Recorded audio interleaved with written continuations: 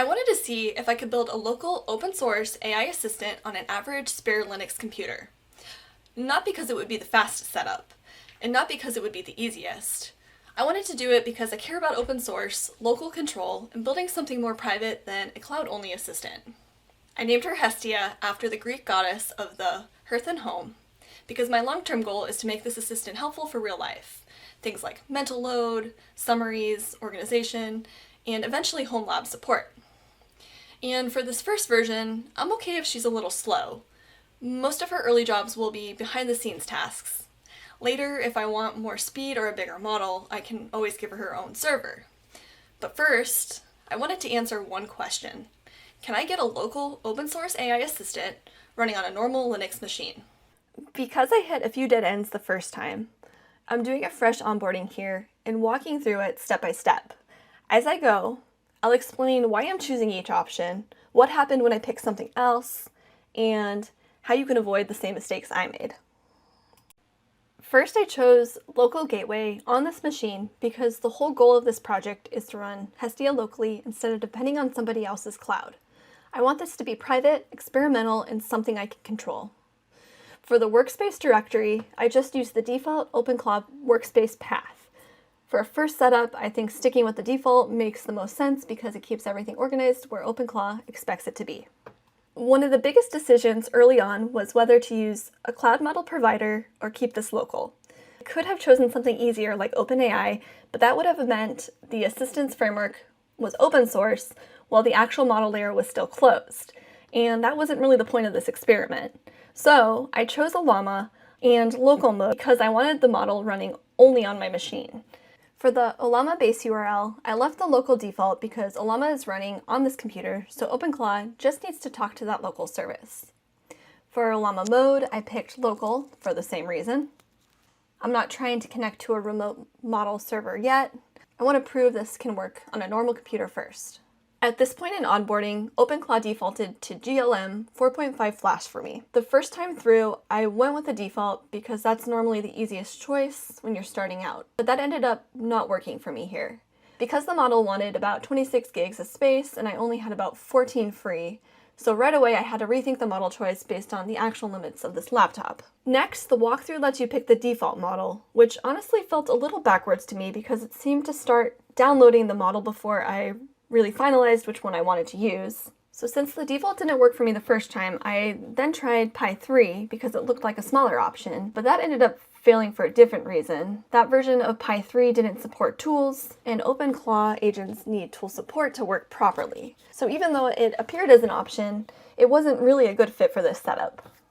After those two failed attempts, I switched to Qwen 2, which ended up being the more workable choice for this laptop.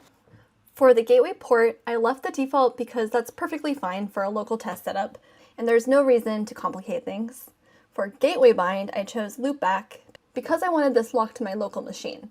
That keeps the setup private while I'm testing. For gateway auth, I kept the token option because I still want authentication in place even on a local setup.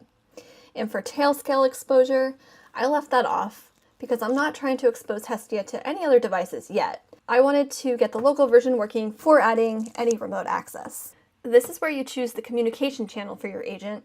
You can pick whatever works best for you here. Right now I'm testing some of the open source options like Matrix and Nextcloud Talk. My next tutorial will be on whichever works best for my setup. But if you'd rather use something more familiar like Gmail, Slack, or any other common platform, that's totally valid. My goal is open source, but your goal should be whatever actually works for you. After the communication section, OpenClaw moves into optional setup layers. The point of these steps is to help you decide how connected and how capable you want your assistant to be right from the start. Just think about whether you want to keep things simple and local for now, or whether you want to add more online features and integrations immediately. The next step is about skills and dependencies. You don't need to go through every single item one by one unless you already know you need something specific. What OpenClaw is really asking here is, do you want to install extra tools now so your assistant can do more? Or do you want to keep your setup lighter and add those capabilities later? For my first pass, I'm mainly using the screen to understand what kinds of things OpenClaw can eventually connect to, rather than turn on everything at once. This next section is where OpenClaw offers to connect outside services using API keys. So if you already use one of these tools and already have the key handy, you can set it up now. But if you don't, or if you want to just keep your first setup simple, it's totally fine to skip these and add them later.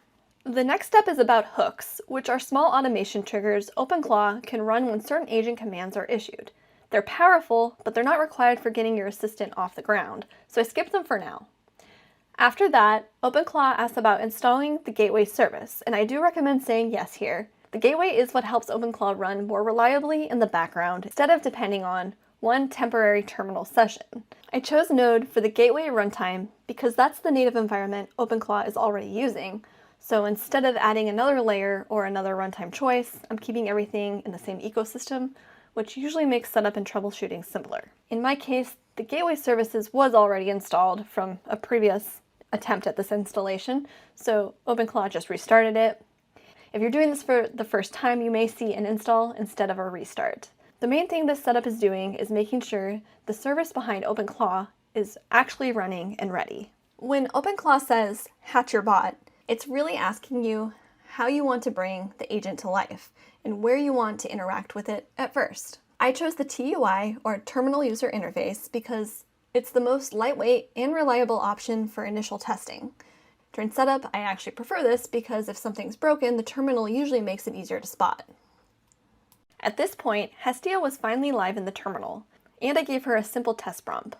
On my machine, it took about 45 seconds for her to respond, which I expected with a smaller local model running on a regular computer. That's one of the trade-offs of this setup.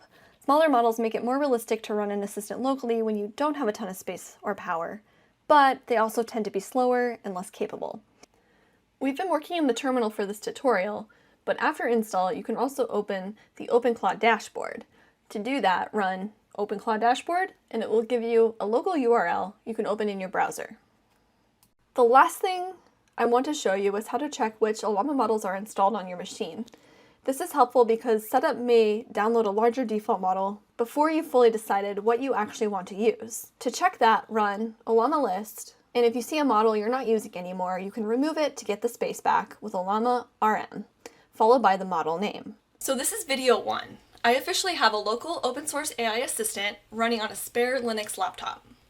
It took some troubleshooting, model changes, restarts, and a few dead ends, but it works. And that's exactly why I wanted to document this. Because local open source AI doesn't have to start with some perfect, expensive setup. It can start with a normal computer, a lot of curiosity, and a willingness to troubleshoot your way through it. Next, I want to start making Hestia actually useful, with early tasks like summaries, to-dos, and mental load support.